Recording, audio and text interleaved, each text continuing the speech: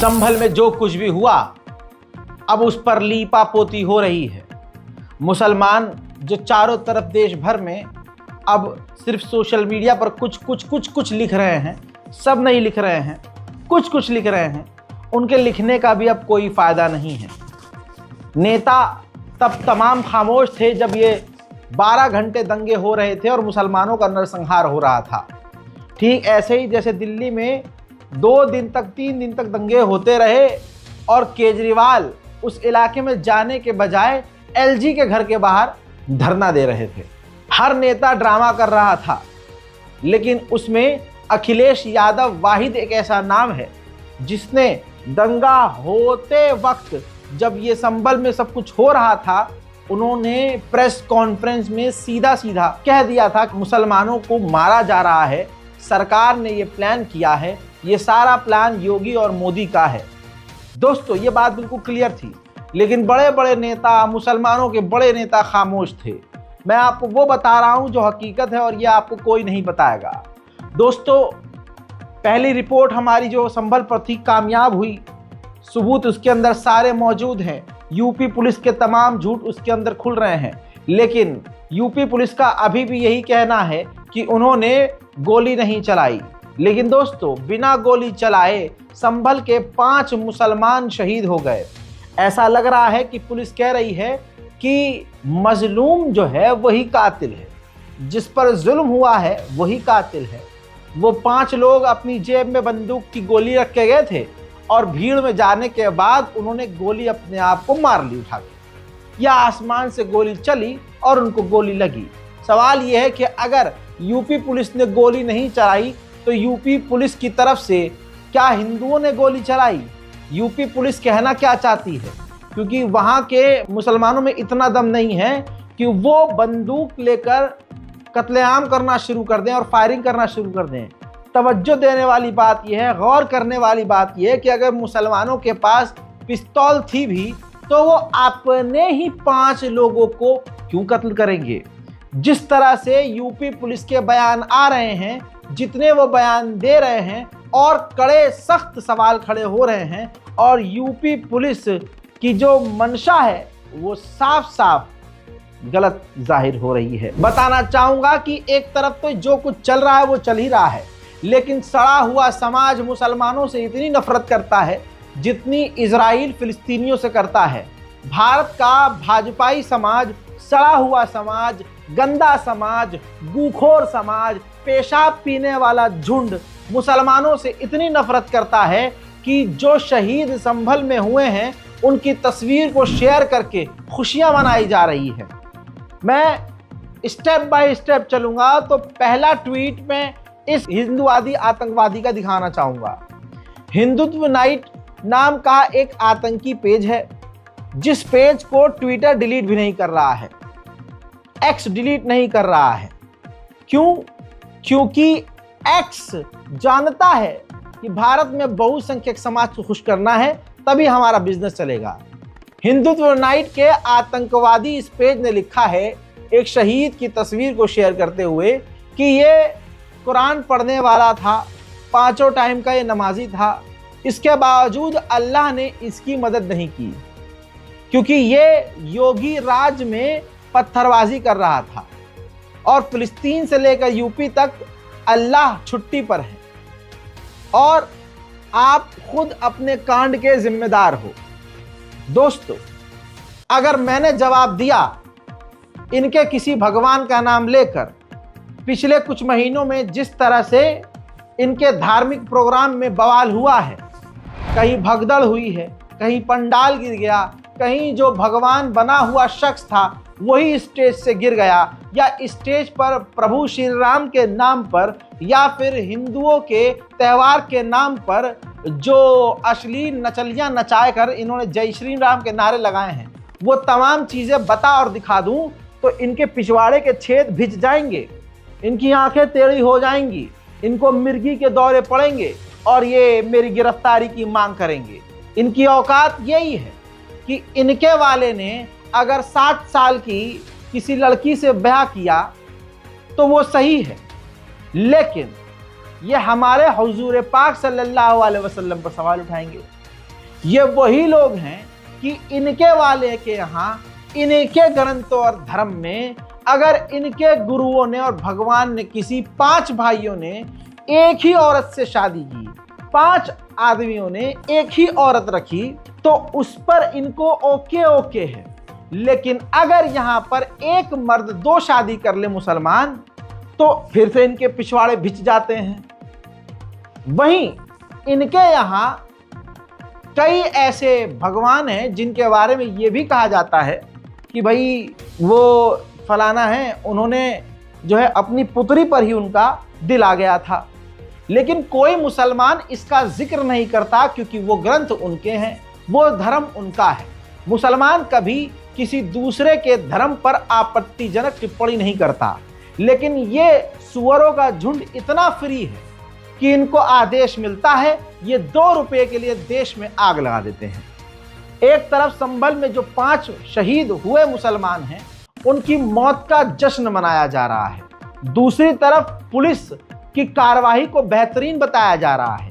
Police कह रही है हमने नहीं मारा है, लेकिन मोदी भक्त कह रहे हैं बहुत बढ़िया किया है। इसका मतलब पुलिस झूठ बोल रही है, क्योंकि मोदी भक्तों को पता है कि योगी जी ने ही ये सब करवाया है। तभी तो पुलिस को अप्रिशिएट किया जा रहा है सोशल मीडिया पर। शहीद बिलाल के भाई ने मीडिया को, गोदी मीडिया को अपडेट दिया, इंटरव्यू दिया, और उन्होंने बताया कि उनका भाई तो रैली में भी नहीं गया था, दुकान गया था, और वापस आते में पुलिस ने सीधा उसे गोली मार दी। सुनिए। संभल हिंसा में अब तक 3 लोगों की मौत हो चुकी है, जिसमें एक शख्स का नाम बिलाल था। बिलाल का परिवार हमारे साथ मौजूद है बात करने के लिए। आप बिलाल के भाई हैं, क्या हुआ था? मेरा भाई मोहम्मद अलीम, मेरा भाई सुबह दुकान पे जा रहा था, 8-8:30 बजे दुकान पे गए। उसके बाद खबर आई उनके गोली मार दी। पैसे निकालने जा रहे थे और सूट ले उनके गोली मार दी। किस चीज की दुकान? सूट की मार दी, लेडीज सूट की, रेडीमेड की। कहाँ पर थी? यहाँ पर इधर सुपर मार्केट डाकखाने के पास। हमारा गोली मार दी जा रहे थे। फिर वो जामा मस्जिद के इलाके में कैसे पहुंच गए?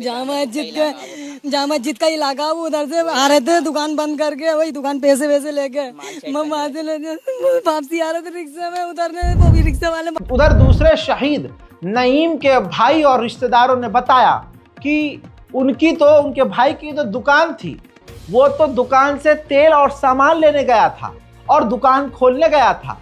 पता ये चलता है कि उसको गोली मार दी पुलिस ने। मिठाई की दुकान से आ रहा था, पतल्ला सरा में उसकी मिठाई की दुकान है। सही है। एक सेकंड सर, हम शुरू करें। जी जी पहले सर आपका नाम बता दीजिए। तस्लीम नाम है मेरा, इसका भाई हूँ मैं। नहीं, मेरा भाई है बड़ा सगा। बड़ा सगा। क्या उम्र है? नहीं, क्या करता है? 35 साल की उम्र है और 4 बच्चे हैं उस पे। और मिठाई की दुकान है। अच्छा। वो जामा मस्जिद की तरफ से गोदाम पे से रिफाइंड का पीपा लेने जा रहा था। ठीक है।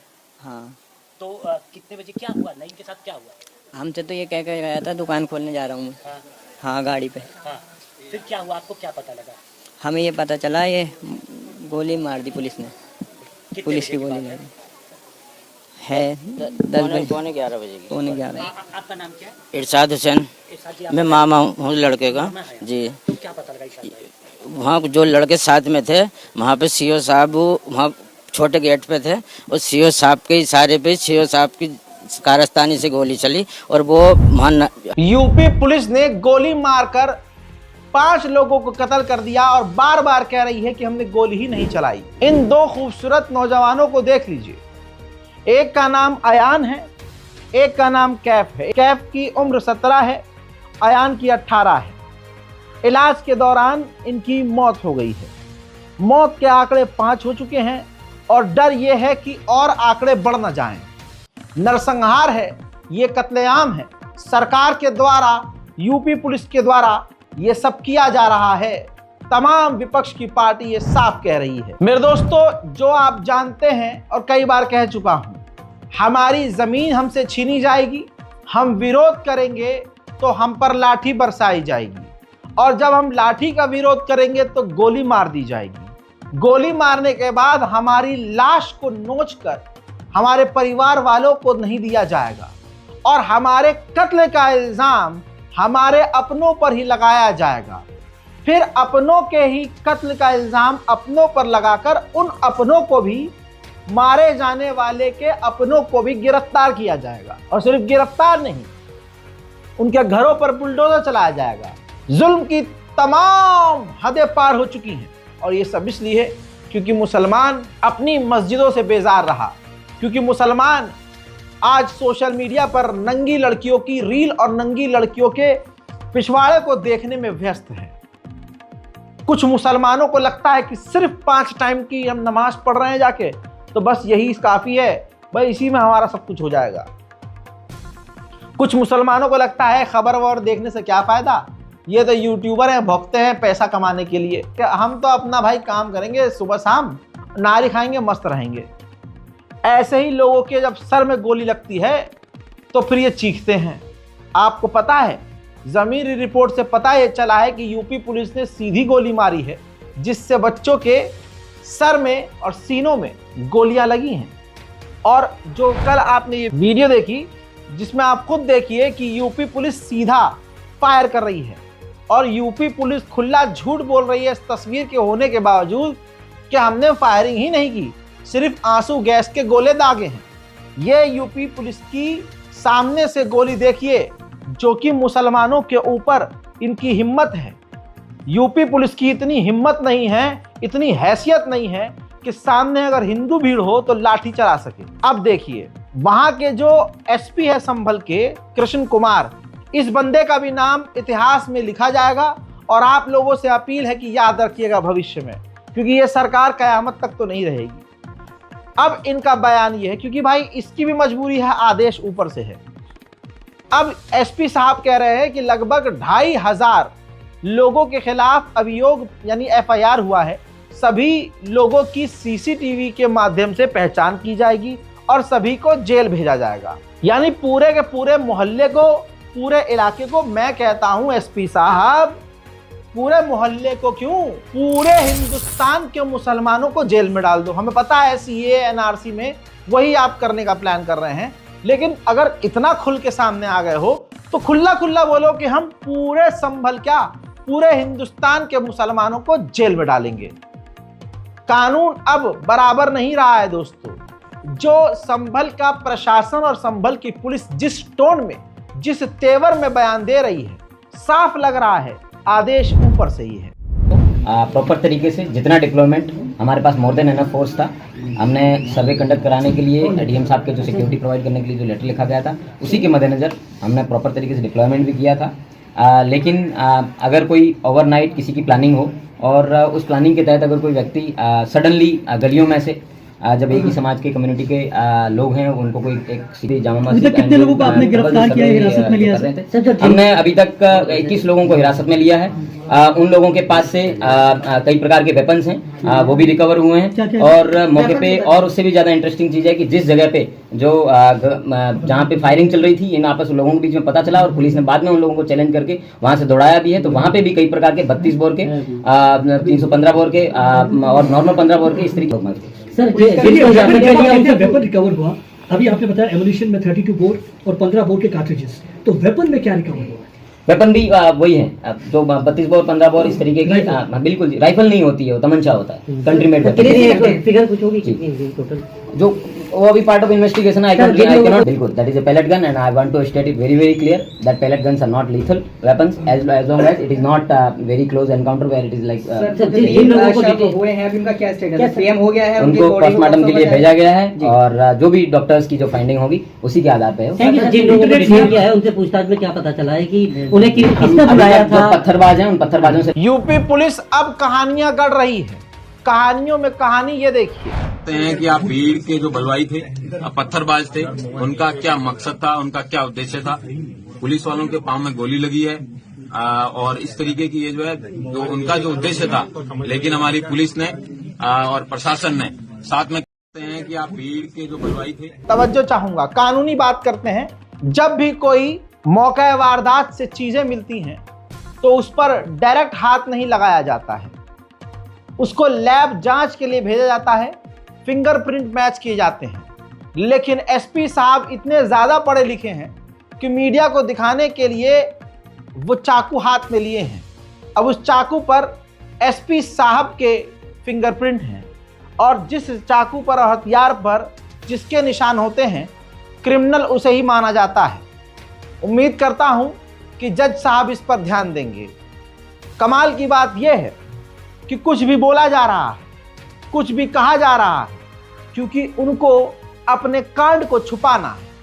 लेकिन अब कुछ भी करें, कुछ भी हो, 5 जाने जो गई हैं वो वापस नहीं आई। एक और शहीद के भाई का बयान आया है सामने कि मारने के बाद लाश को धमकी देकर राजीनामा हमसे लिखवाकर बॉडी को अस्पताल ले गई पुलिस, और जब हम बॉडी के लिए अस्पताल गए तो हमें अस्पताल से भगा दिया। ये मुसलमानों की जान की कीमत है कि मरने के बाद भी हमारी लाश को चुरा लिया जाता है, हमारे अपनों की लाश को चुराया जाता है, और मारने के बाद भी हमें कब्र में सुकून से सोने नहीं दिया जाता है। इसीलिए कहता हूं मुसलमानों, शाबाश है तुम पर। तुम एक दूसरे से लड़ कर, एक दूसरे को गरिया गरिया कर, एक दूसरे से हसद कर करके आज इस जगह खड़े हो गए हो कि कोई भी कहीं भी खड़ा होकर तुम्हारे सर में गोली मार दे रहा है। आज हाल ये है कि ट्रेन में CISF का जवान, रेलवे पुलिसकर्मी मुसलमान महिला को, मुसलमान दाढ़ी वाले को देखकर मोदी, योगी और अमित शाह का नाम लेकर गोली मार देता है, और शासन, प्रशासन और मीडिया और गोदी मीडिया उसके बचाव में उतर कर आते हैं और कहते हैं कि मेंटली डिस्टर्ब था। 3 महीने बाद रिपोर्ट से साबित होता है वो दिमागी तौर से बिल्कुल सही था, और उसको मुसलमानों के कत्लेआम का कोई भी मलाल नहीं है। तो अगर प्रशासन और पुलिस की मानसिकता ये है तो संभल में फिर कोई नया काम नहीं हुआ है, क्योंकि ये जो खाकी वर्दी है इसी के अंदर RSS वाला इंसान है। लाशों को दिया नहीं जा रहा है, धमकी देकर राजीनामा करवाया जा रहा है। सुनिए। तस्लीम नाम है।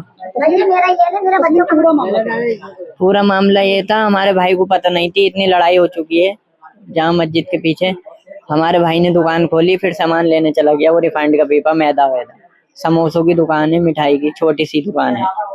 तो अपने वो गाड़ी लेके गया था रिफाइंड का पीपा लेने, वो मुठभेड़ में पुलिस ने गोली मार दी। जी। आपको कैसे सूचना पता चली कि हाँ कि तुम्हारे भाई के गोली लग गई, तो हम भाग के गए तो कोई उठाने वाला नहीं था पुलिस के अलावा। पुलिस थी वहां पर, पुलिस ने जाने नहीं दिया, तड़प तड़प के मर दिया, तड़प तड़प के मर गया। पुलिस ने जाने नहीं दिया पास को, वो बच सकता था। पुलिस अगर ये इशारा दे देती कि ले जाओ उठा के तो बच सकता था वो। पुलिस खुद भी लेके नहीं गया आपको? नहीं ले आन दिया, कोई एम्बुलेंस ना आई है, कोई कुछ नहीं आया, ऐसे मर गया तड़प तड़प। आप वहाँ पहुंचे थे? फिर वहाँ पहुंचे थे तो मर चुका था हमारा भाई। फिर हम अस्पतालों में ले फिरे, फिर कुछ नहीं हुआ। जब उसमें कुछ नहीं बचा था, टाइम हो गया ज्यादा। कौन से अस्पताल लेकर गए थे? सिरविंजा गए थे, फिर और किधर गए थे, नकासे में। कितने कितने कितने हॉस्पिटल? 2 गए।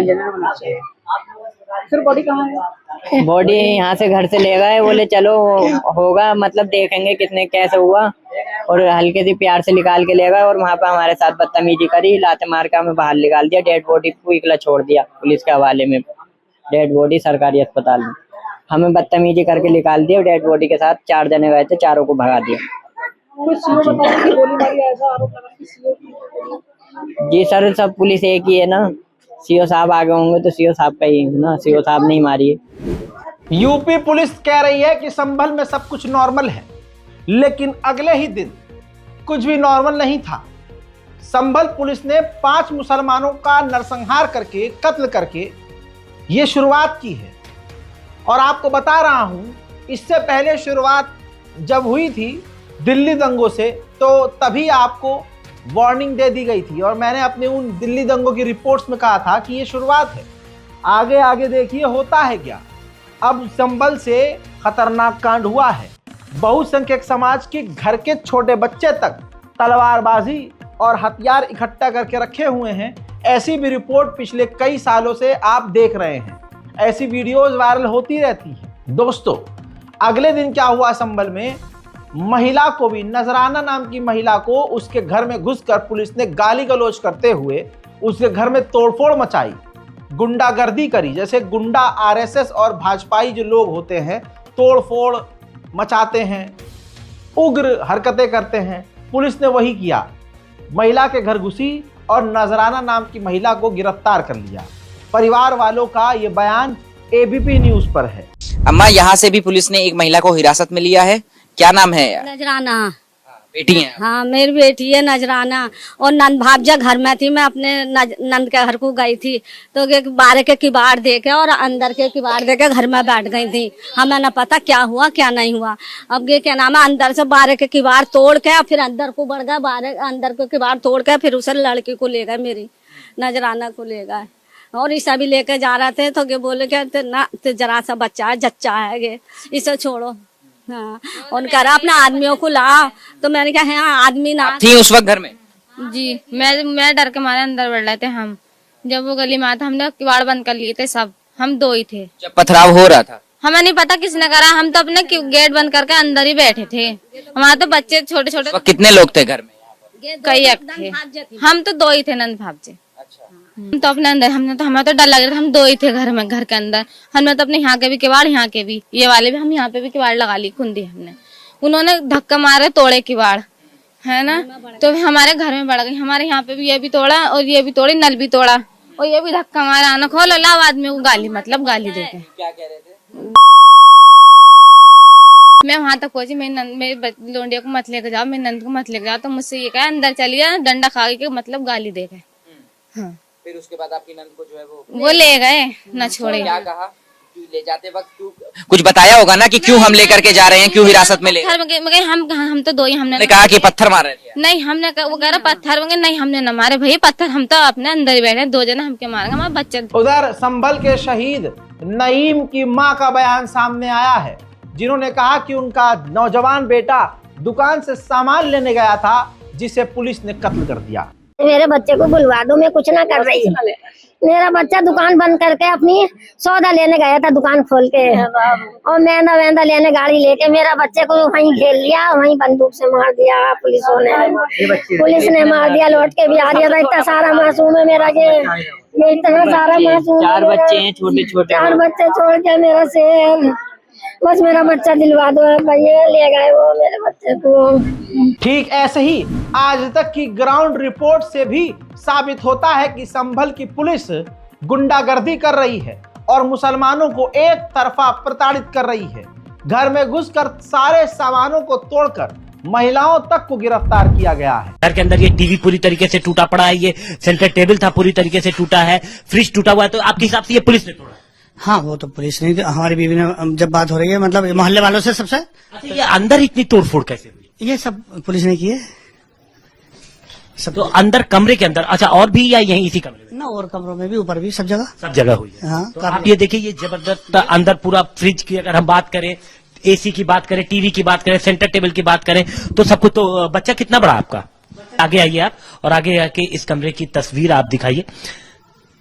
ये पूरी तस्वीर है कमरे की। तो यहाँ पे कॉपी किताब और ये सब क्या बना हुआ है? ये बच्चे तो इसमें पढ़ते हैं बच्चे पढ़ते हैं, उनका पढ़ाई का एक कमरा है। अच्छा, बच्चों की पढ़ाई का कमरा, हाँ, कॉपी किताब सब ये सब।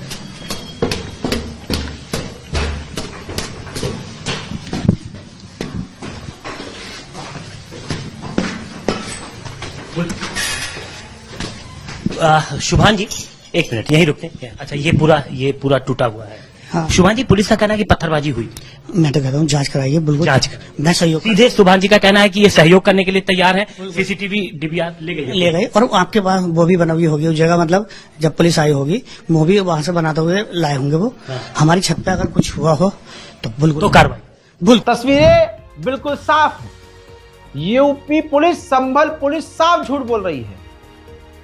बीबीसी को इंटरव्यू देते हुए चौथे शहीद कैफ के मामू ने बड़ी बात कही। दुनिया को और खास करके मुसलमानों को ये सुनना चाहिए और अब एक हो जाना चाहिए। यहाँ हलचल सी हुई, थोड़ी पुलिस आई और उन्होंने आन के हमारे किवाड़ विवाड़ तोड़े और हमारे एक भाई के लाठी मारी। यहाँ पे भांजे को घर में से पीटते हुए निकाल के लेके गए। हमारी बहन रास्ते में चीखती चिल्लाती रह गई कि भैया मेरा बच्चा बेकसूर है। तो पुलिस ने सामने से गोली मारी है। ये बच्चा प्लास्टिक बेचता था बाजारों में और ये चल फिर के अपने दुकानदार मजदूर आदमी है साहब, और इन लोगों ने हमारे बच्चों को हत्या कर दी। मुसलमान है, ये कसूर है हमारा, इंसान नहीं है हम, मुसलमान है। जिस तरह से ये तमाम चीजें देखिए सबूत है, अंतर्राष्ट्रीय मीडिया तक ये रिपोर्ट जा चुकी हैं। अब जिस तरह से एसपी साहब बैठकर भौएं चढ़ाकर रटी रटाई स्क्रिप्ट पढ़ रहे हैं। साफ ऐसा लग रहा है कि आदेश बहुत ऊपर से आया था।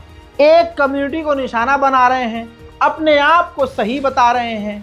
इस सवाल का जवाब एसपी नहीं दे पा रहे हैं कि जब एक बार सर्वे हो गया था तो दूसरी बार सर्वे की क्या जरूरत थी। इस एसपी के मुंह से ये जवाब सुनने को नहीं मिलेगा कि जब दौरा हो गया, सर्वे हो गया, तो वो भाजपा का, जिसने जो विष्णु जैन नाम का मेन वही है सारा कांडी, जिसका काम यही है। पेशे तो वकील हैं वो, लेकिन काम उसका यही है कि पूरे देश में मस्जिदों के नीचे मंदिर ढूंढना है। इस वकील को कोई जानता नहीं था, लेकिन फेमस होने के लिए सबसे आसान काम यह है जो इसने अपनाया है। अब दोस्तों, एसपी के मुंह से यह जवाब नहीं मिल रहा है कि जब वो सर्वे करने के लिए गया तो पुलिस के साथ ये हिंदू भीड़ क्यों गई। ऊपर से नारेबाजी और भड़काऊ नारेबाजी करते हुए ये मस्जिद में गए और फिर सर्वे करके मस्जिद से बाहर नारेबाजी करते हुए कैसे आए, ये अपने में बड़ा सवाल है। लेकिन संभल पुलिस और एसपी साहब सीना ताने, क्योंकि उनको पता है कि इस नरसंहार के लिए उनको इनाम मिलेगा। रिटायरमेंट के बाद हो सकता है बड़ी कुर्सी संसद में मिल जाए, या किसी इलाके का उन्हें एमएलए बना दिया जाए, या बीजेपी की टिकट मिल जाए, क्योंकि बीजेपी यही करती आई है। एसपी साहब कोई भी ऐसा जवाब नहीं दे रहे हैं जिससे आप सेटिस्फाई हो सकें, लेकिन फिर भी क्योंकि ये ऑफिशियल बयान है तो हम मजबूर हैं कि आपको उनका ये बयान सुनाएं। प्रॉपर तरीके से जितना डिप्लॉयमेंट हमारे पास मोर देन एनफ फोर्स था, हमने सर्वे कंडक्ट कराने के लिए डीएम साहब के जो सिक्योरिटी प्रोवाइड करने के लिए जो लेटर लिखा गया था, उसी के मद्देनज़र हमने प्रॉपर तरीके से डिप्लॉयमेंट भी किया था। लेकिन अगर कोई ओवरनाइट किसी की प्लानिंग हो और उस प्लानिंग के तहत अगर कोई व्यक्ति सडनली गलियों में से जब एक ही समाज के कम्युनिटी के लोग हैं, उनको कोई एक सीक्रेट मैसेज या कम्युनिटी के लिए अगर वो पहुंच जाता है, वो सब लोग आ जाते हैं, तो that is not an intelligence failure, that is not a security failure, that is eventuality जिसके साथ डील करना पड़ता है, और उसके साथ उसी तरीके से डील किया गया। पुलिस द्वारा वहाँ पे टीयर स्मोक म्यूनिशन फायर किया गया। पुलिस द्वारा पहले बताया भी गया कि ये नाजायज़ मजमा है, मेरे स्वयं द्वारा बताया गया 3 बार कि आपका नजमा नाजायज़ है, आप लोग यहाँ से चले जाएं। उसके बाद टीयर स्मोक भी फायर किए गए और पैलेट गन्स भी हैं, वो भी फायर की गई हैं। आप कई जगह वीडियो के अंदर वायरल भी हो रहा है कि पुलिस द्वारा फायरिंग की गई, पुलिस द्वारा है वो पैलेट गन का प्रयोग किया गया। पुलिस द्वारा किसी भी लीथल वेपन जिससे कि किसी व्यक्ति की जान जा सके, पुलिस द्वारा ऐसा कोई भी वेपन है वो फायर नहीं किया गया है। इससे मैं आप सबको आगाह करना चाहता हूँ। और इसके अलावा सोशल एलिमेंट्स थी जिन्होंने फायर किया, जिसकी वजह से 2 लोगों की जान गई है, 3 की डेथ हुई है, 2 की कहते हैं फायरिंग की वजह से। Only postmortem can tell you कि what is the situation, but obviously who in his right sense will fire upon a police officer to whom they go for justice every day। Sir कितनी कोई व्यक्ति अगर सामने उसको दिख रहा है कि भाई इतने सारे पुलिस ऑफिसर्स पुलिसमैन खड़े हैं, वहाँ 200 पुलिसमैन खड़े थे, उसके बावजूद अगर उन लोगों में ऑडेसिटी है पत्थर फायर करने की, देन दे हैड डिसाइडेड कि वी विल बाय हुक और crook will go and take over the Jama Masjid. कितने लोगों को आपने गिरफ्तार किया है, हिरासत में लिया है? हमने अभी तक 21 लोगों को हिरासत में लिया है। उन लोगों के पास से कई प्रकार के वेपन्स हैं, वो भी रिकवर हुए हैं, और मौके पे और उससे भी ज्यादा इंटरेस्टिंग। संभल पुलिस खुला झूठ बोल रही है कि पुलिस ने गोली नहीं चलाई, तो ये इनके खालू हैं, या संभल पुलिस एक्सेप्ट कर ले कि पुलिस की वर्दी के अंदर आरएसएस या भाजपा के लोग थे? ये कौन है?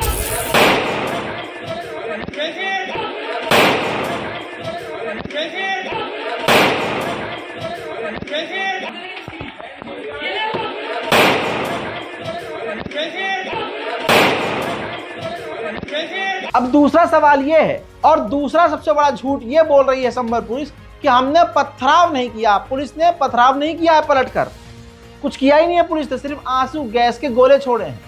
अच्छा, तो इसका मतलब अब जो मैं तस्वीर दिखाऊंगा आपको वो पुलिस नहीं है, वो खाकी वर्दी में गुंडे थे, आतंकी थे, और वो खाकी वर्दी के अंदर आरएसएस या भाजपा के लोग थे या दंगाई थे, क्योंकि संभल पुलिस यह ही नहीं, क्योंकि संभल पुलिस कह रही है कि हमने पथराव नहीं किया।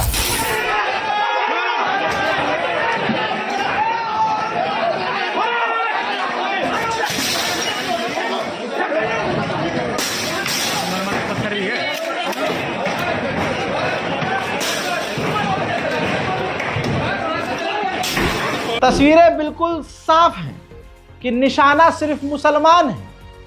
विपक्ष के लोग सिर्फ हमारी लाश पर बयानबाजी ही कर सकते हैं, वरना बताइए कि कौन सा बड़ा नेता संभल पहुंच गया। माना पुलिस उसे रोकेगी, लेकिन सब इकट्ठा होकर एक साथ संभल क्यों नहीं पहुंचे अभी तक, सवाल ये है। वहीं सोशल मीडिया पर सड़ा हुआ समाज, बड़े बड़े Twitter account, social media influencer खुशियां मना रहे हैं, लेकिन संभल पुलिस, यूपी पुलिस प्रशासन इन पर कार्रवाई नहीं करेगी। ये भड़काऊ बयान नहीं है, लेकिन हम सच्चाई के साथ जो सबूत मौजूद हैं वो आपको दिखाएं और बताएं तो हम भड़काने वाले हैं। लेकिन सोशल मीडिया पर ये तस्वीर देखिए, इस तरह के ट्वीट करने वाले भड़काऊ काम नहीं कर रहे हैं। मुसलमानों की मौत का जश्न मनाने वाले, खुशियां मनाने वाले भड़काऊ काम नहीं कर रहे हैं।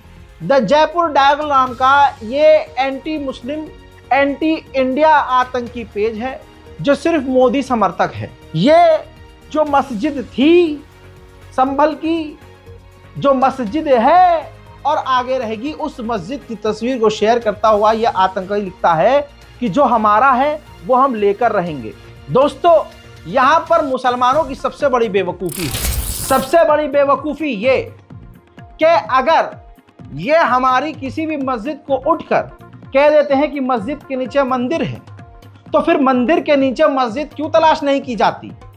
एक बड़ी कमेटी बनानी चाहिए और हमारे इतिहास में जिन मस्जिदों को तोड़कर वहां पर या तो मकान बना दिया गया, सरकारी बिल्डिंग बना दी गई या फिर मंदिर बना दिया गया, तो उसकी भी खुदाई होनी चाहिए, जांच होनी चाहिए। अगर ये कर सकते हैं तो वही संविधान तो हमारा है मुसलमानों के लिए। हालांकि योगी जी का कानून, मोदी का कानून अलग है, लेकिन असलियत में तो कानून सबके लिए बराबर है। टिट फॉर टैट जब तक नहीं करेंगे मुसलमान, तब तक ये ऐसे ही होता रहेगा। दोस्तों, लगातार कानून की धज्जियां उड़ाई जा रही हैं। जरा हिंदूवादियों को देख लीजिए, ये देखिए, शहीद की तस्वीर को शेयर करता हुआ ये आतंकी दिल शेयर कर रहा है, दिल लगा रहा है। आप देख रहे हैं, मैं आपकी स्क्रीन पर इसीलिए इस चीज को रख रहा हूं। अमित एस चंदिलिया शहीद की, ये भारत के बहुसंख्यक समाज का सड़ा हुआ अंग है। ये अक्सर हर 5वें हिंदू की सोच है आज, और इस सोच की देन सिर्फ और सिर्फ मोदी, योगी, अमित शाह और ये पूरी भाजपा और आरएसएस है। यही 2014 से इन्होंने अब तक किया है। कुछ साल पहले तक सिर्फ जाहिल, गवार, अंधभक्त थे और ऐसे काम करते थे। आज कंपनी के मालिक, बड़े बड़े पदों पर बैठे हुए लोग, सरकारी नौकरी करने वाले, बड़े अमीर लोग, हर फील्ड में ऐसे हिंदू मौजूद हैं जो मुसलमानों की लाश को देखकर लाश की फोटो शेयर करते हैं और दिल लगाकर शेयर करके मजा ही आ गया।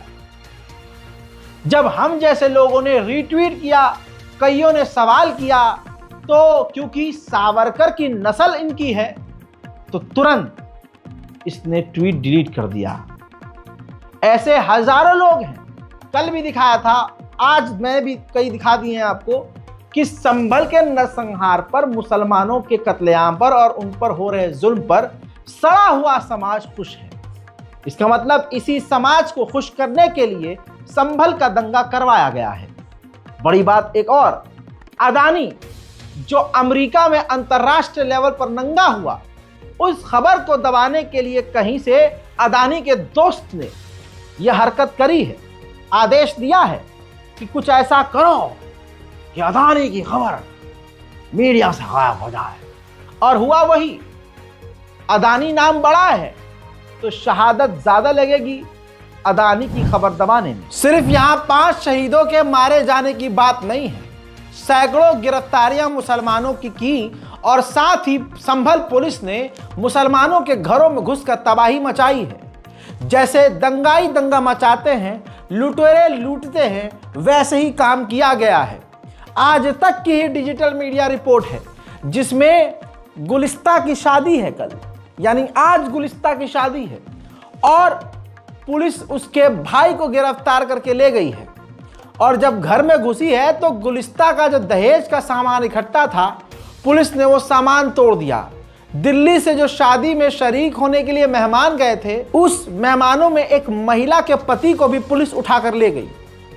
यानी संभल की पुलिस ने रैंडमली किसी भी घर में छापा मारा और जेल को भरना शुरू कर दिया। अब ये पूरे देश भर के मुसलमान देख रहे हैं, खामोश हैं, और अगर कोई कुछ बोल रहा है तो कहा जा रहा है कि ये भड़काने वाला काम कर रहा है, जबकि संभल पुलिस खुल्लम खुल्ला क्या कर रही है सुन लीजिए। और ये रिपोर्ट आज तक पर मौजूद है। क्या नाम है आपका और आप लोग जो क्यों यहाँ थाने आए? नाम है गुलिस्ता और अपने भाई के लिए आए हैं। क्या हुआ है? घर में घुस गए वो, हमारे कुछ लोग थे, उन्होंने मारा पीट करी, वो हमारे घर में घुस गए, हमारे भाई को उठा के लगा। हमारे भाई तो चाय पी रहे थे घर में, तोड़ फोड़ मचाई, सारा सामान तोड़ दिया। आप लोग ये पकड़े हुए हैं, कार्ड का क्या है? ये शादी है, कार्ड है। किसकी शादी है? इसकी भी है। आज मेरे भाई की शादी है, कल मेरी थी, कल को मेरी। तो ये जिस भाई की शादी है वो कौन से भाई है जिसको पकड़ा गया? नहीं, वो सबसे बड़े हैं, वो सबसे बड़े हैं भाई तो हमारे। तो पुलिस क्या बात कह करके जो उनको ले गई है? पुलिस कह रही है कि आधे घंटे बाद आना। अरे आना, मजा लेके आए हैं। आप लोग कल रात भी आए थे थाने? हाँ, रात भी आए थे। मुझे पता नहीं, आए थे। अभी आप लोग क्या चाहते हैं? पुलिस से क्या आश्वासन मिला? ये चाहते कि हमारे भाई आ जाए बस हमारे पास। क्या कहा? उनके यहाँ साफ सो रहा है, अभी आधे घंटे बाद आना। क्या हुआ तो क्या वजह है जो आप लोग यहाँ पर आए? क्या वजह है कि बस यही वजह है कि हमारे शोहर को छोड़ दें। हमें तो ये वजह, हम तो दिल्ली से आए हुए, हमें क्या पता थी यहाँ पे ऐसे हो जाएगा। हम तो शादी की वजह से आए हुए थे, और शादी कल मंडा था, आज बारात है, कल भी बारात है, 2 शादी यहाँ हमारे घर में। तो बताओ क्या करें हम? पुलिस जो है किस मामले में उठा कर? बस यही कि पथराव करा है इस मामले में, लेकिन उनका तो कोई हाथ भी नहीं है। 3 लड़के घुसे थे घर में, वो छत पे को भाग गए, हमने तो उनको देखा भी नहीं। हम तो दहेज निकालने में लगे, बस सारा दहेज तोड़ फोड़ कर आए, सारा तोड़िया है, सब तोड़िया, गाड़ी तोड़िया है, फ्रिज व्रिज सब, कुर्सी सब दुनिया की चीज तोड़ कर आए, सारी सब तोड़। घर में मुझे मारा भी बहुत है, मुझे 3-4 चाटे मेरे मारे, मैं चक्कर खा के गिर गई पलंग पे। वाह अकबर। उधर हालात ये हैं, जियाउर रहमान जो सपा के सांसद हैं वो उस जगह थे भी नहीं, लेकिन उन पर एफआईआर कर दिया है। ये किस तरह से खेला जा रहा है, पुलिस किस तरह से सरकार के इशारे पर काम करते हुए विपक्षी नेताओं पर एफआईआर कर रही है, आप समझ सकते हैं। जियाउर रहमान फिर भी नहीं डरे और उन्होंने संसद के बाहर खड़े होकर कई खुलासे किए हैं। पूरी घटना हुई, घटना को आप कैसे देखते हैं? ये घटना मानवता को झंझोड़ने वाली, कानून और संविधान की धज्जी उड़ाने वाली घटना है। पुलिस प्रशासन इसके पीछे है, पूरी घटना को अंजाम पुलिस प्रशासन ने दिया है, और झूठा मुकदमा मेरे खिलाफ दर्ज कर करके, इसलिए क्योंकि वो अपनी ऊपर जो घटना है उसका कलंक धोने के लिए, अपनी लापरवाही को छुपाने के लिए, और जिससे कि मैं अपने लोगों की मदद नहीं कर सकता, उस चीज़ को वो दबाने के लिए, उस आवाज़ को दबाने के लिए किया है। लेकिन मैं कहना चाहता हूँ कि हम पार्लियामेंट में भी इस मसले को उठाना चाहते थे, बोलने का मौका नहीं मिल पाया। स्पीकर साहब से भी मिल करके हमने इस मांग को उठाया है कि, और मैं आगे की कोर्ट भी जाऊंगा कि जो अधिकारी, पुलिस प्रशासन के अधिकारी इस घटना में शामिल है, चाहे वो सीओ संभल हो, एसपी संभल हो, ये जितने भी प्रशासन के अधिकारी हो, उनके खिलाफ हत्या का मुकदमा दर्ज होना चाहिए और उनको जेल की सलाखों के पीछे होना चाहिए। जो आज देश के रक्षक अगर भक्षक बन जाएंगे तो कौन संभालेगा देश की कानून पर? आपके खिलाफ भी मामला दर्ज किया गया, उस मामले में क्या बताया गया, कोई जानकारी आपके पास? जिस घटना ये मेरे खिलाफ दर्ज हुई, उस दिन मैं संभल तो दूर की बात है, उत्तर प्रदेश के अंदर भी नहीं, मैं बेंगलोर में all India Muslim personal law board की बैठक अटेंड करने के लिए गया था। और मैं पूछना चाहता हूँ, पहला सर्वे 19 तारीख में हुआ, मैं खुद जामा मस्जिद में मैंने खड़े होकर के सर्वे कराया, क्यों नहीं घटना घटी? और दूसरा, जुमे के दिन 22 तारीख में नमाज के दिन हमारे लोगों को नमाज पढ़ने से रोका गया, हमने नमाज फिर भी हमने बहुत सुकून के साथ में नमाज के लिए लोगों को समझा बुझा कर नमाज पढ़ाई, क्यों कोई घटना नहीं हुई? अगर मैं गारंटी से कह रहा हूँ कल होता तो ये घटना तब भी नहीं होती, क्योंकि पुलिस प्रशासन की योजना थी, मेरी गैर मौजूदगी का फायदा उठा के पुलिस प्रशासन इस घटना को अंजाम देना चाहती थी, और मेरे नहीं होने का संबंध में उसने इसका फायदा उठाया और इस घटना को अंजाम दिया। आखिरी सवाल। ठीक इसी तरह से आम आदमी पार्टी के नेता संजय सिंह ने भी आवाज उठाई है और क्लियर कट कहा है कि ये पूरी प्लानिंग के तहत किया गया है। यानी हर पार्टी ये क्लियर कह रही है कि मुसलमानों का नरसंहार किया गया है और जानबूझकर ध्यान भटकाने के लिए किया गया है। भारतीय जनता पार्टी और उसके नेताओं ने उत्तर प्रदेश को बर्बाद करने का बीड़ा उठा लिया है। यूपी को बर्बाद करना उनका संकल्प हो गया है, उनका लक्ष्य हो गया है। कभी मुजफ्फरनगर के दंगे, कभी अलीगढ़ के दंगे, कभी बहराइच के दंगे और अभी संभल के दंगे। बीजेपी आपको ना तो रोजगार दे सकती है, ना महंगाई से राहत, और ना ही आपके बच्चों के लिए स्कूल और अस्पताल बना सकती है। वो सिर्फ दंगे दे सकती है, झगड़े दे सकती है, फसाद दे सकती है। यही काम पूरे देश में कर रहे हैं और यूपी को खास तौर से दंगे फसाद का अड्डा बना दिया है भारतीय जनता पार्टी के लोगों ने। संभल में जो कुछ हुआ ये गहरी साजिश का हिस्सा है। और ऐसा मैं क्यों कह रहा हूं, ध्यान से बातों को सुनिएगा।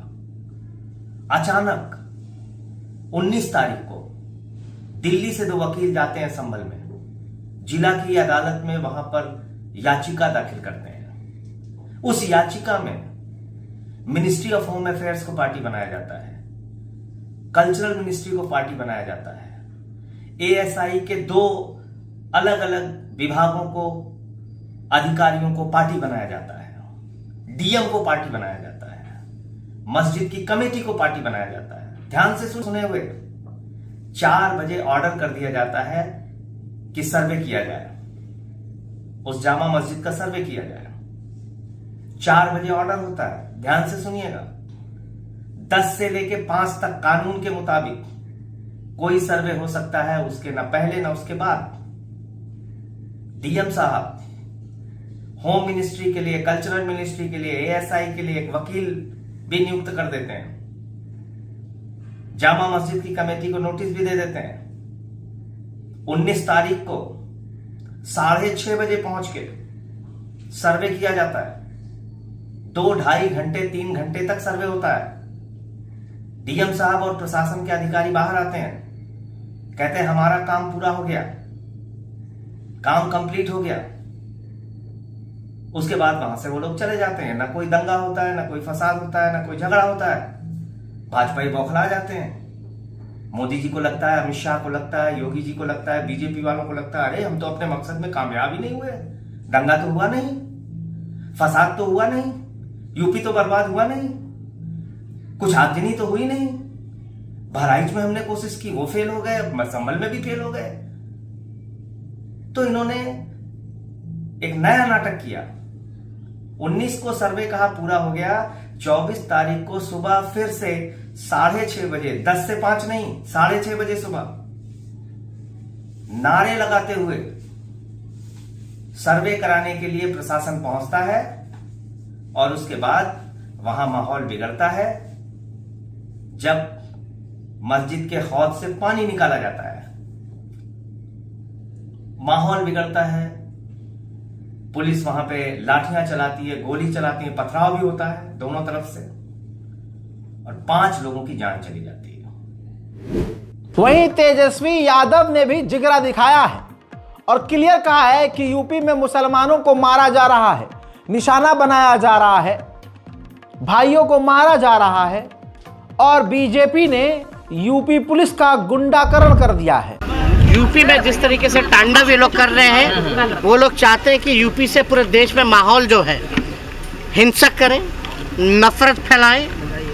और ताज्जुब की बात है कि सरकार जिस तरीके से पुलिस का दुरुपयोग कर रही है, मतलब पुलिस के लोगों को गुंडा मवाली जो है उसमें तब्दील कर दिया गया है। जिस हिसाब से क्रिमिनल बना दिया गया है पुलिस के लोगों को यूपी में, ये बहुत ही दुर्भाग्यपूर्ण है।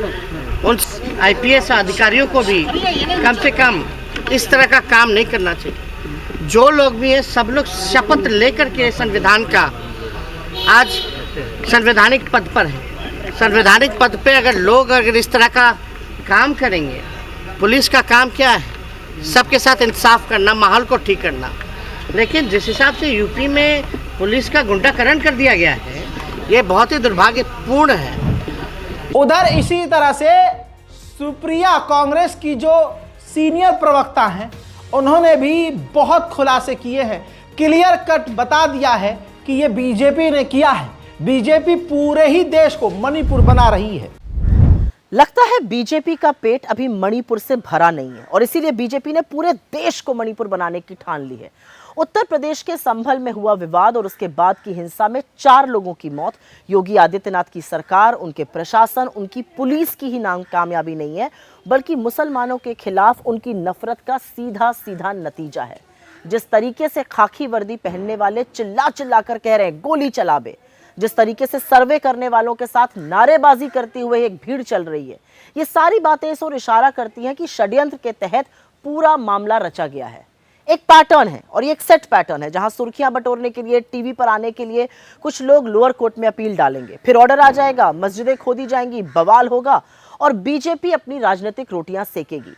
लेकिन जिन लोगों की जान जाएगी उसका जिम्मेदार कौन है, ये भी तो सवाल बनता है ना।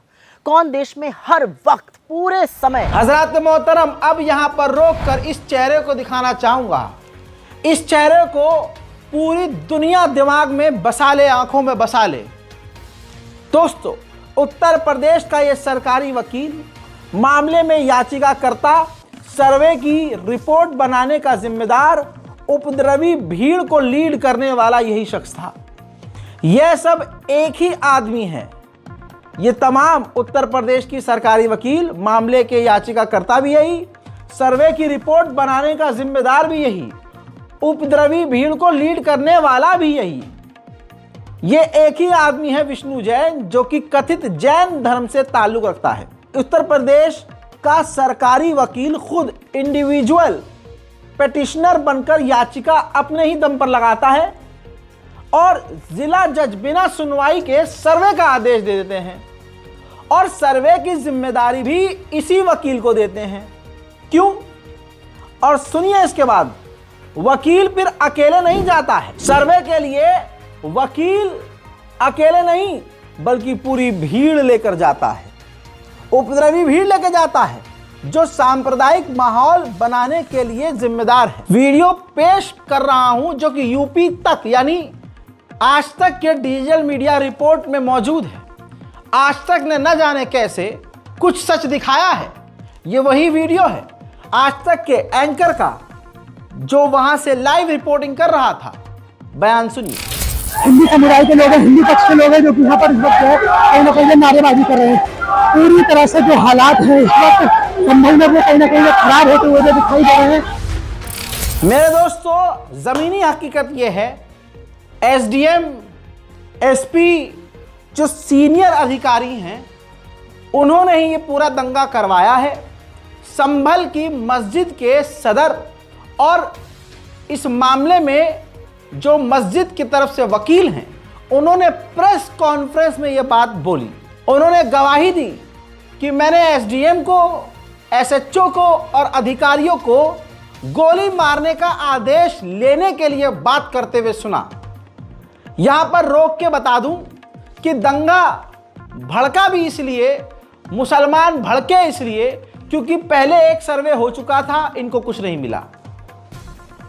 दूसरी बार ये दोबारा सर्वे करने के लिए आए और इस बार नारेबाजी करते हुए आए। मुसलमान खामोश रहा। लेकिन जब मस्जिद के अंदर के हौज को खाली यानी इसका पानी बहाकर खाली करने का आदेश जांचकर्ताओं ने दिया, तो मस्जिद के अंदर मुसलमान तो जा नहीं सकता था। अब आसपास जो मुसलमान खड़े हुए थे, जिनकी नज़र मस्जिद के गेट पर थी कि अंदर क्या हो रहा होगा, जब उन्होंने अचानक से पानी बाहर आते हुए देखा तो उनको लगा कि मस्जिद के अंदर खुदाई करना शुरू कर चुके हैं ये। इस पर मुसलमान लोग भड़क गए और अफवाह फैलाई नहीं अंदर से, क्योंकि पक्की खबर नहीं आ रही थी, तो अफवाह फैली ऐसे लोगों को गलतफहमी हो गई कि अंदर खुदाई हो रही है। इसके बाद वकील कहते हैं कि मैंने जब पुलिस की बातें सुनी कि गोली मारने का आदेश ये लेने की बात कर रहे हैं, तो मैंने जनता को जाने को कहा। बाकी देखिए, मैं आगे नहीं बोलूंगा, ये पूरा बयान जुमला ब जुमला सुनिए। तो ये है कि फायरिंग के ऑर्डर हुए हैं, लोग हट जाए, इस तरह की कोई अपील की गई थी? हाँ, मैंने की थी। वो ये था कि मैं मौके पर उस टाइम गया था, मुझसे डीएम साहब ने कहा था, एसपी साहब ने कहा था कि आप मौके पर जाएं और भीड़ को आप सेटिस्फाई करें। मैं गया था, तब मेरे सामने डीआईजी महोदय, एसपी और डीएम आपस में ये डिस्कशन कर रहे थे कि तुरंत गोली चलाने का ऑर्डर लिया जाए। कौन कर रहे थे? एसपी साहब थे, डीएम साहब थे और डीआईजी साहब थे। मैं उस टाइम वहां मौजूद था। तब मैंने ये सोचा कि अब गोली चलने ही वाली है। मैंने पब्लिक से अपील की बहुत ज्यादा अपील की, वहां पहुंचकर भी अपील की, लेकिन 75% लोग वापस चले गए। कुछ लोग यही सोचते रहे कि खुदाई अभी भी जारी है। ये खुदाई क्यों हो रही है? तो मैंने फौरन ही अनाउंस किया कि गोली चलने के आदेश मिल चुके हैं पुलिस प्रशासन को, लिहाजा मेरी गुजारिश है अल्लाह के वास्ते, खुदा के वास्ते, सारे लोग हट जाएं, चले जाएं, अपने अपने घरों को चले जाएं, शांति बनाए रखें।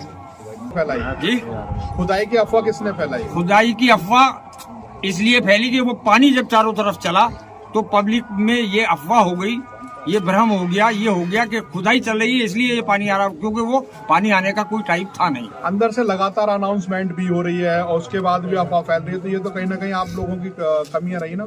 नहीं, हमारी क्या कमी रही? हम तो बराबर अनाउंस कर रहे हैं। पानी की जो कमी है, सबसे बड़ा जो अफवाह फैली है वो पानी को देख के फैली है कि ये पानी क्यों आ रहा है। इसका मतलब ये है कि अंदर खुदाई हो रही है, जबकि हम बराबर अनाउंस कर रहे थे वहाँ खुदाई नहीं हो रही थी, लेकिन पब्लिक के जहन में यही बात हुई कि शायद खुदाई हो रही है और ये क्यों हो रही है।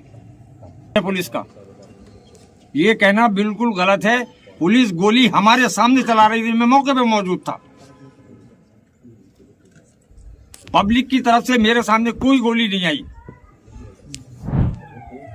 इस बयान के बाद इनको गिरफ्तार भी किया गया था और गिरफ्तारी के बाद कई घंटे के बाद इनको छोड़ा गया। के बारे में देना चाहिए। आपकी प्रेस कॉन्फ्रेंस हुई थी थोड़ी देर पहले? हाँ, हुई थी। तो क्या कहना चाहते थे सर? कुछ कहेंगे? मुझे बुलाया गया था, मैं आ गया, अब मैं घर जा रहा हूँ। नहीं, आप पूछताछ के लिए आपको बुलाया? पुलिस हाँ। तो कह रही है सिर्फ ऐसी बात करने के लिए बुलाया? पूछताछ करने के लिए बुलाया। हाँ। कि ये पीसी जो दी है आपने, इसके बारे में हमें थोड़ा सा बताएं। पुलिस कह रही है कि आपने सारी गलत बयानी की है हर चीज की। नहीं, देखिए वो तो बात की बातें हैं, पुलिस तो यही कहे कि गलत है।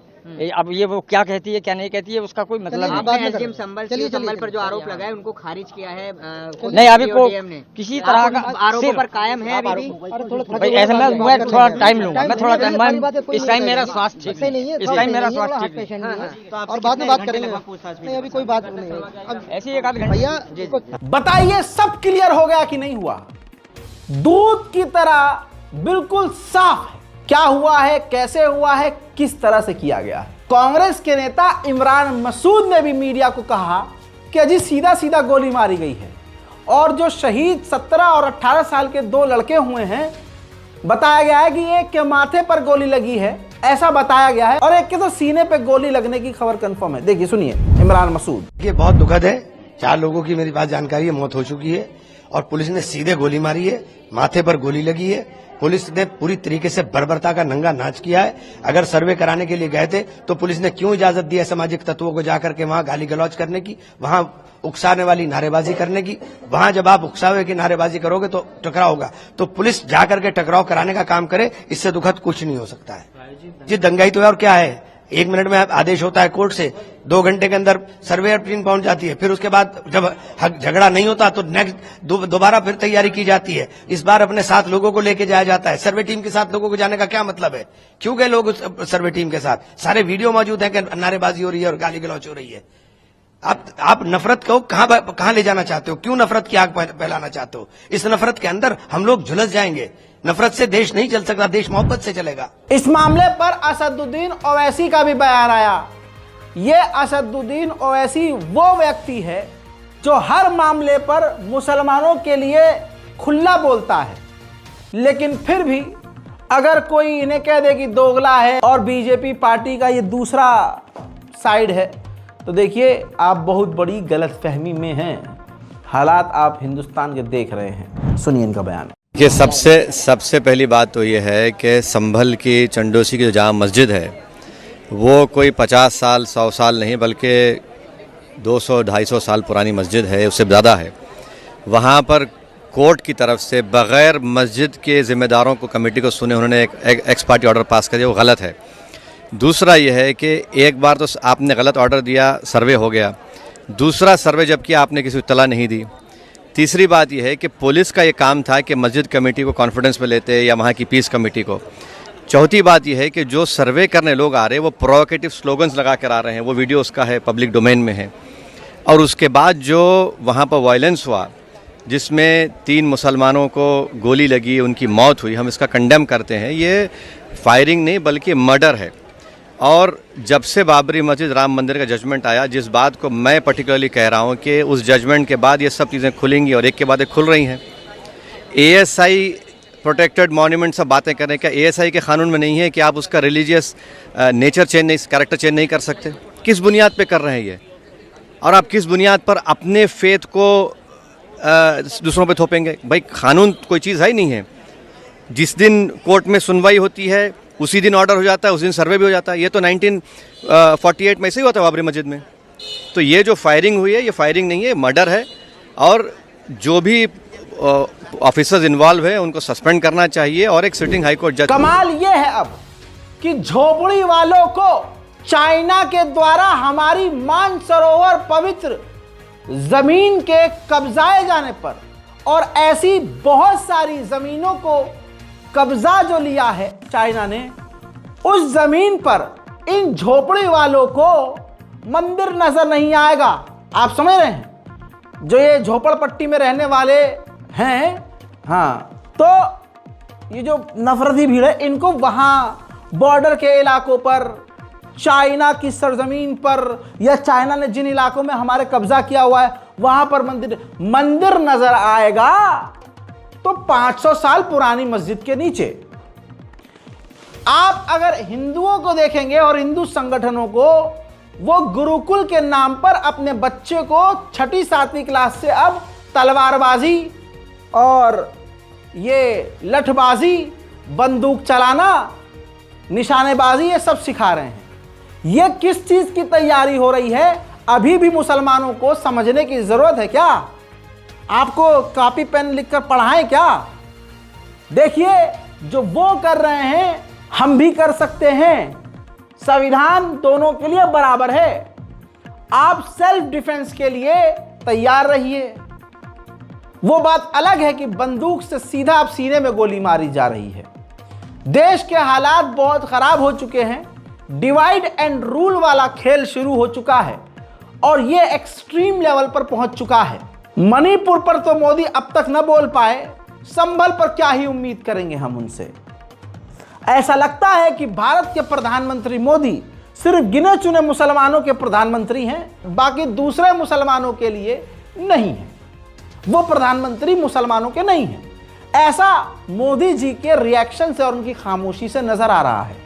और बाकी बीजेपी क्या कर रही है, कैसे कर रही है, तमाम विपक्ष के नेताओं को खुला खुला सुन चुके हैं। मैं सिर्फ संभल के मुसलमानों से नहीं बल्कि पूरे हिंदुस्तान के मुसलमानों से कहूंगा कि मौका मत दीजिए। ये तब हो गया जब मौका नहीं दिया, और उनको मौका दिया तो उनकी भीड़, जो आम भीड़ है, वो भी हथियारों से लैस है। घरों के अंदर कौन से क्या हथियार उनके यहां हो हमें नहीं पता, लेकिन हम सोशल मीडिया के जरिए देख चुके हैं कि त्रिशूल, भाले और न जाने कितने खतरनाक तरह के हथियार ये ऑनलाइन तक बेच रहे हैं। इन रिपोर्ट्स को मैं खुद कवर कर चुका हूं। हालात बहुत ही ज्यादा खतरनाक हैं। सबसे पहले मुसलमानों को काम ये करना है, सबसे पहले नमाज कायम करनी है, मस्जिदों को वीरान नहीं छोड़ना है। दूसरा काम ये करना है कि आपस में ये जो हूतियापंथी हम करते हैं, लड़ना भिड़ना, शिया सुन्नी, देवबंदी, बरेलवी, जिन मुल्लों का काम ही यही है, क्योंकि उनको मिंबर सिर्फ तिजारत के लिए नजर आता है। बिजनेस उनका, रोटी तो तभी चलेगी ना जब वो नफरत फैलाएंगे। उनका भी यही सिस्टम है, फूट डालो राज करो। कुछ उलमा ऐसे हैं, कुछ सब नहीं, कुछ एक हो जाओ। जब तक हम एक नहीं होंगे, अब सोचिए, संभल के मुसलमान शहीद हुए तो दिल्ली के मुसलमान खामोश, संभल के मुसलमान शहीद हुए तो बंबई के मुसलमान खामोश, दिल्ली में जब मुसलमान मारे गए तो संभल के खामोश, वहां के मारे जाए तो यहां हम पहले ही कम हैं और फिर टुकड़ों में बटे हुए हैं। अभी चुनाव के रिजल्ट में इम्तियाज जलील हार गए। चुनाव आपने देखे होंगे, मुसलमान के विपक्ष में मुसलमान को हराने के लिए 5 मुसलमान खड़े होते हैं। अल्लाहु अकबर। ये चीज कितनी बुरी है, हम कहां जा रहे हैं, भारत के मुसलमान किस खतरनाक खाई की तरफ आगे बढ़ रहा है। इसमें दूसरों की गलती नहीं, हमारी सबसे बड़ी गलती है। अरे बीजेपी की बात मान लो, मोदी और माननीय योगी जी की बात मुसलमानों को माननी चाहिए। एक हैं तो सेफ, हम सब एक हैं। योगी जी के नारे को मानना चाहिए कि बटेंगे तो कटेंगे। इसी के साथ इस रिपोर्ट का यहां खात्मा करता हूं और उम्मीद करता हूं कि आप दुआ जरूर करेंगे और हमारे चैनल को सब्सक्राइब करेंगे। हमारी रिपोर्ट, ये विश्लेषण कैसी लगी नीचे कमेंट वो जरूर करना है आपको। साथ ही मैं फिर से कहूंगा, सब मिलकर एक हो जाएं और भारत से नफरत मिटाएं। मैं हूं रजा और आप देख रहे थे रजाग्राफी। जय हिंद।